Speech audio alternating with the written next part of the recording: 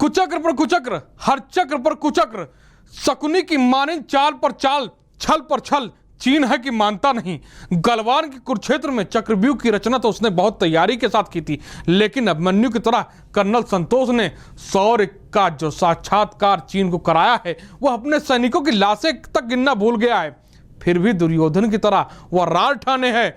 उन्माद में अंधा धृतराष्ट्र चीन को कुछ भी समझ में नहीं आ रहा है कि यह वही इंद्रप्रस्थ है, यानी दिल्ली है, जिसने धृतराष्ट्र के सब पुत्रों का समूल नाश किया था।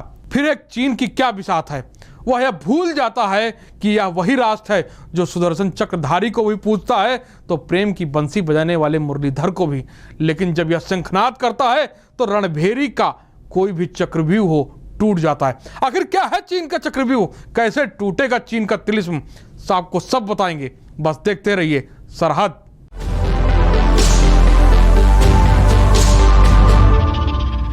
नियंत्रण रेखा पर तनाव है। 15 जून की रात हुई हिंसक झड़प ने भारत और चीन को टकराव के मुहाने पर ला खड़ा किया है। एशिया के दो ताकतवर मुल्क की दो सेनाएं आमने सामने खड़ी हैं। हालात सामान्य करने के लिए 3 चक्र में 30 घंटे तक की सैन्य वार्ता हो चुकी है। फिर भी एलएसी पर कुछ नहीं बदला है, क्योंकि इस बार चीन पूरी तैयारी के साथ आया है। गर्मी की पूरी बॉर्डर डिफेंस फोर्स को पीएलए में मिलाकर आया है।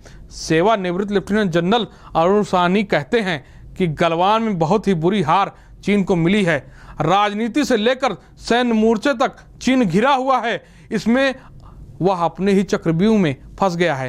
लेकिन इस चक्रव्यूह में चीन चेहरा कैसे बचाए, उसे समय देना होगा। हमने आर्थिक, कूटनीतिक, सैन्य और राजनीतिक कार्रवाई कर दी है। अब वह धीरे धीरे भूमिका बनाएगा और पीछे जाएगा। समय थोड़ा लगेगा। गलवान में घटित हुए चीनी कुचक्र को लेकर चीन के दिमाग में क्या है, बरसों से क्या योजना बना रहा है।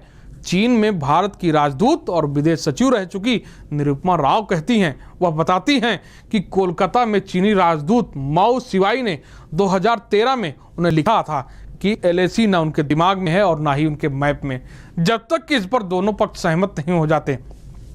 यानी राजदूत की शब्दों का अगर विस्तार करें तो चीन का साफ कहना है कि वह एलएसी को नहीं मानता है, वह उससे सहमत नहीं है। यानी उसका चक्रव्यूह विस्तारवाद जारी रहेगा। चीन ने जब पूरी दुनिया में अपना आर्थिक और सैन्य चक्रव्यूह रचा तो उसने एक एक करके हर जगह अपनी मनमर्जी की। यही वजह है कि आज 1-2 नहीं बल्कि पूरे 27 देश से उसका विवाद है। अब तक वह 41,000 किलोमीटर कब्जा कर चुका है। कर्ज के कुचक्र में फंसाकर पाकिस्तान, श्रीलंका सहित कई लैटिन अमेरिकी देश उसके नए शिकार हैं। एलएसी से सटा हुआ उसने निर्माण जब किया तो भारत ने कभी कुछ नहीं कहा, लेकिन भारत ने चीनी कुचक्र चक्रव्यूह से निकलने के लिए जब एलएसी पर निर्माण शुरू किया तो उसने पहले गीदड़ भभकी दी और फिर चक्रव्यूह जो रचा उसकी घटनाक्रम बिहार रेजिमेंट ने ऐसा बदला कि पूरी जिंदगी उसे वो याद रखेगा। ठीक उसी तरह जिस तरह रूस ने चीन को 1860 की याद 160 साल बाद दिलाई है। वही अफीम युद्ध जिसमें चीन ने अपना इलाका अपने हाथ से रूस के नाम कर दिया, रूस को सौंप दिया, आज दुनिया उसे व्लादिवोस्तोक शहर के नाम से जानती है। आर्थिक मोर्चे पर ऐप पर पाबंदी के साथ चीनी चक्रव्यूह को तोड़ने के लिए भारत ने शुरुआत कर दी है। कई ठेके भी रद्द किए जा चुके हैं। पाबंदी लगातार जारी है, लेकिन उसका असल चक्रव्यूह तोड़ा है लद्दाख में एलएसी के करीब निर्मित हो रही सड़क ने। उसके लिए विशेष तौर पर मजदूर ले जाए गए हैं। विशेष विमान से निर्माण शुरू हो रहा है। उसके छल को मात दिया है इस सड़क ने। लद्दाख में रणनीतिक सड़कों का निर्माण करके चीन को चुनौती दे दी है भारत ने। चीन यह भली बात समझता है कि यह चुनौती सीधे ही उसके 1 बेल्ट 1 रोड के लिए है। दौलत ओल्डी बेग के एडवांस हवाई अड्डे से चीन सहम गया है और इसकी इस तब्दीली पर उसकी बौखलाहट बहुत बढ़ गई है। वह अब तिब्बत और पाकिस्तान के लिए इसे चुनौती समझ रहा है। चीन का चक्रव्यूह तोड़ने के लिए प्रधानमंत्री नरेंद्र मोदी खुद नीमू में उतर गए। वहां से संदेश बेहद साफ दिया कि शांति हमारी प्रतिबद्धता है, हमारी कमजोरी नहीं। प्रधानमंत्री ने लेह में पहुंचकर जवानों का हौसला भी बढ़ाया और उन्होंने साफ बताया कि देश आपके साथ है, आपके हर कदम के साथ है। हम वो लोग हैं जो बांसुरी धारी कृष्ण की पूजा करते हैं, तो हम वही लोग हैं जो सुदर्शन चक्रधारी कृष्ण को भी आदर्श मान करके चलते हैं। लद्दाख से प्रधानमंत्री की ललकार के बाद सभी को इंतजार है कि भारत अब क्या करेगा।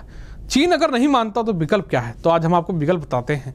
चीन के लिए सबसे पहला विकल्प है कि उनके सैन्य बल को खदेड़ा जाए, ढांचे गिराए जाए। यह सबसे सटीक विकल्प है।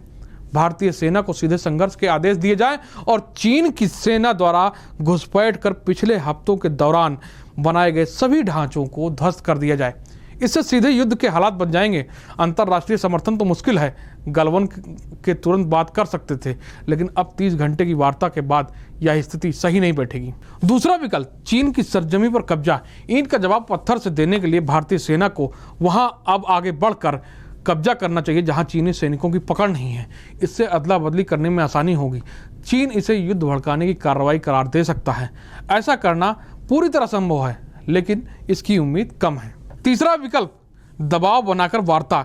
इसमें एलएसी पर सेना की अतिरिक्त तैनाती करनी होगी।